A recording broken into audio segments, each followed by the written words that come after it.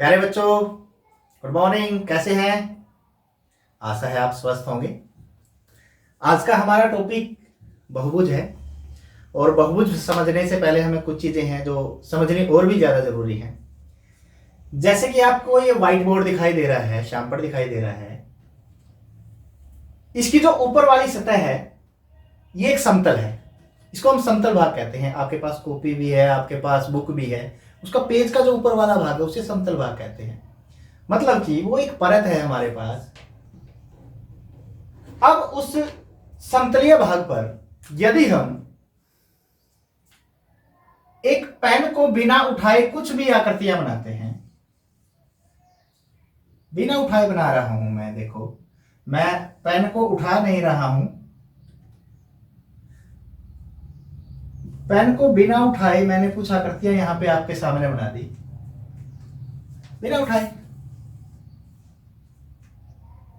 इसको हम वक्र बोलते हैं कि पेंसिल या पेन को बिना उठाए यदि हम एक कागज के ऊपर, एक व्हाइट बोर्ड के ऊपर कुछ भी चीज बनाते हैं, वो हमारे पास क्या है? वक्र है। अब इस वक्र में भी मेरे पास कुछ अलग अलग प्रकार के वक्र आपको दिखाई दे रहे हैं। ये मैंने सीधी एक टेढ़ी मेढ़ी सी लाइन बना दी है जिसके दोनों सिरे अलग अलग हैं। यहां मैंने कुछ रेखाखंडों से बनाई है यह आकृति, इसके भी दोनों सिरे अलग अलग हैं। यहां जो रेखाखंडों से बनाया है उसके सिरे मिले हुए हैं। यहां भी वक्र वाले सिरे हैं जो मिले हुए हैं, यहां पे भी वक्र वाले सिरे मिले हुए हैं, यहां पे वक्र वाले सिरे मिले हुए नहीं है। जहां पे किसी भी वक्र के दोनों सिरे, मतलब जहां से हमने शुरू किया वहीं पे लाके खत्म कर दिया, मिले हुए होंगे, उसे हम बंद वक्र बोलेंगे। क्या बोलेंगे? बंद वक्र। और जिसके सिरे मिले हुए नहीं होंगे उसे हम क्या बोलेंगे? खुला वक्र। वो खुला वक्र हो गया। अब यहां पे दो तीन चीजें हम पढ़ रहे हैं।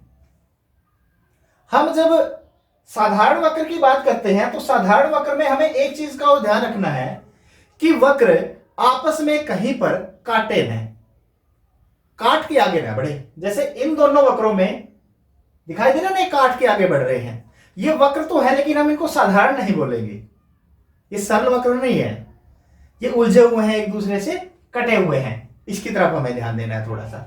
अब यदि थोड़ा सा आगे और बढ़ते हैं, हम बहुभुज पे आते हैं। ये बहुभुज की परिभाषा है, हम इसको एक एक अलग अलग करके देखेंगे। पहली लाइन में केवल रेखाखंडों से बना, केवल रेखाखंडों से बना सरल बंद वक्र।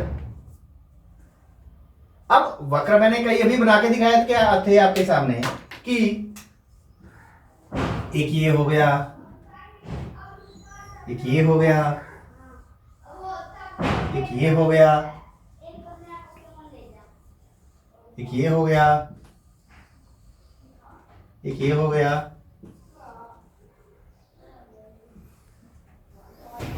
ये कुछ वक्र आपको दिखाई दे रहे हैं, वक्र मैंने बनाए हैं। सबसे पहले तो हमें वो पॉइंट आउट करने हैं कि जो केवल रेखाखंडों से बने हैं। रेखाखंडों से मेरे पास ये भी बना है, ये बना है, ये बना है, ये बना है। ये रेखाखंडों से नहीं बना है, ये भी रेखाखंड से नहीं बना है। क्या ये रेखाखंडों से बना है? इसको हम ध्यान से देखें। इसमें दो रेखाखंड तो है लेकिन एक कर्व भी है, तो ये भी रेखाखंडों से नहीं बना है। तो हमारे पास पहली जो कंडीशन है केवल रेखाखंडों से बना हुआ, ये तीन कवर नहीं करते हैं, तो ये तीन इसमें से बाहर निकल गए। दूसरी बात, सरल। सरल के लिए मैंने बोला था आपस में वो काटना भी नहीं चाहिए। ये देखो बीच में आके काट रहा है, तो ये भी बहुभुज में नहीं आएगा। बंद होना चाहिए। ये देखो इसके सिरे खुले हैं, तो ये भी नहीं आएगा।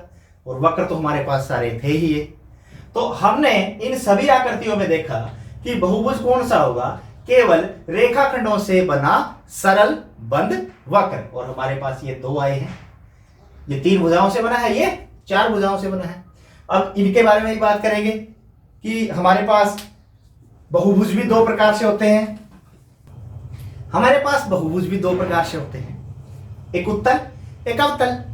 उत्तल और अवतल को आप एक बार ध्यान से देखें। मैं कुछ आकृतियां आपके पास बना रहा हूं। ये आकृतियां मैंने आपके पास बनाई है। 3 भुजाओं वाली बहुभुज है, 4 भुजाओं वाली है, 5 भुजाओं वाली, ये भी 4 भुजाओं वाली है, और ये 1 2 3 4 5 6 भुजाओं वाली बहुभुज। अब उत्तल और अवतल में क्या फर्क आपको दिखाई देगा कि जब हम इसके विकर्ण लेते हैं, पहले तो विकर्ण ही निकालना सीख लेते हैं। विकर्ण होते हैं हमारे पास जो सिरे हैं, सिरों को मिलाने वाले वो रेखाखंड जो बचे हुए सिरों को आपस में मिलाए, आमने सामने वाले शीर्षों को आपस में मिलाए, शीर्षों को मिलाने वाले रेखाखंड हमारे पास विकर्ण होते हैं। अब त्रिभुज के तीनों शीर्ष आपस में मिले हुए हैं, इसमें कोई भी शीर्ष आपस में बचा नहीं है जिसको हम मिला सकें, इसलिए त्रिभुज में विकर्णों की संख्या क्या हो जाएगी? 0 होगी, उसमें विकर्ण नहीं होंगे। यदि हम चतुर्भुज की बात करते हैं तो ये देखो, ये दोनों सिरे खाली थे, ये दोनों सिरे खाली थे। एक चतुर्भुज में विकर्णों की संख्या 2 है। यदि मैं पंचभुज की बात करूं, 1 2 3 4 5, और भी कोई मिल सकता है? नहीं। तो इसके अंदर विकर्णों की संख्या मेरे पास क्या आ गई?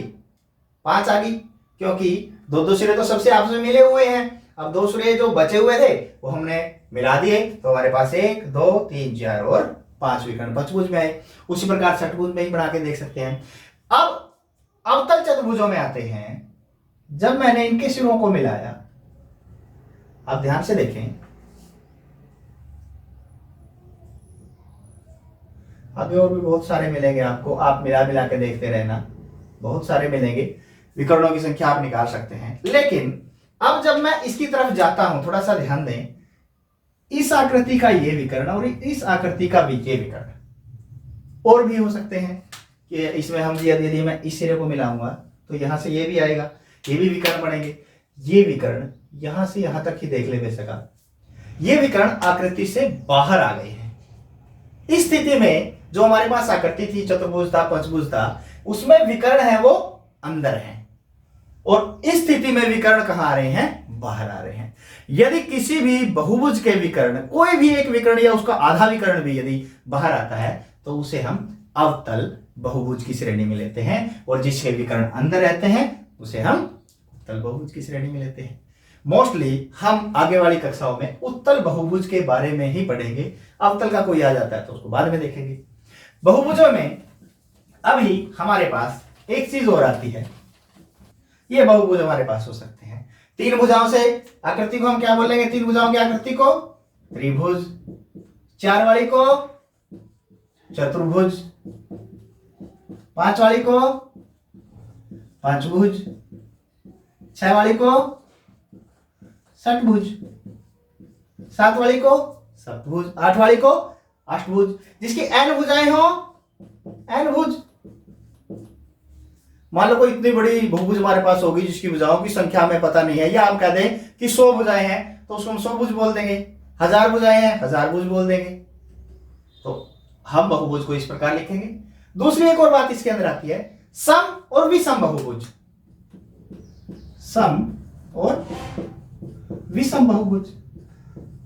सम और विषम बहुभुज में अंतर सिर्फ इतना है कि सम बहुभुज में सारी की सारी भुजाएं और सारे के सारे कोण बराबर होते हैं।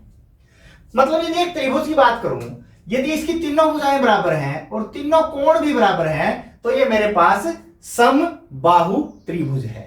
सारी भुजाएं बराबर, सारे कोण, तो इसका नाम मेरे पास फिर क्या हो जाएगा? समबाहु त्रिभुज। और यदि यही चीज चतुर्भुज में आ जाए, भाई चारों कोण बराबर है और चारों भुजाएं बराबर है, तो हम इसको क्या बोलेंगे? वर्ग। पढ़ा तो है आपने, पीछे पढ़ा है ना। और यदि ये पांचों में आ जाए, भाई इसके पांचों कोण भी बराबर हैं और पांचों भुजाएं भी बराबर हैं, तो इसको क्या बोलेंगे? सम पंचभुज। 6 में आ जाए तो सम षटभुज। आगे तो ऐसे चलता रहेगा, सम सप्तभुज, सम अष्टभुज, सम नौभुज, जैसी भी होगी। सिर्फ ये 2 ही आपको ध्यान रखने हैं कि यदि सारी भुजाएं और सारे कोण बराबर है, अर्थात बहुभुज सम है, तो त्रिभुज में वो समबाहु त्रिभुज और चतुर्भुज में वो वर्ग होगा। बाकी सम के सामने सम लगेगा।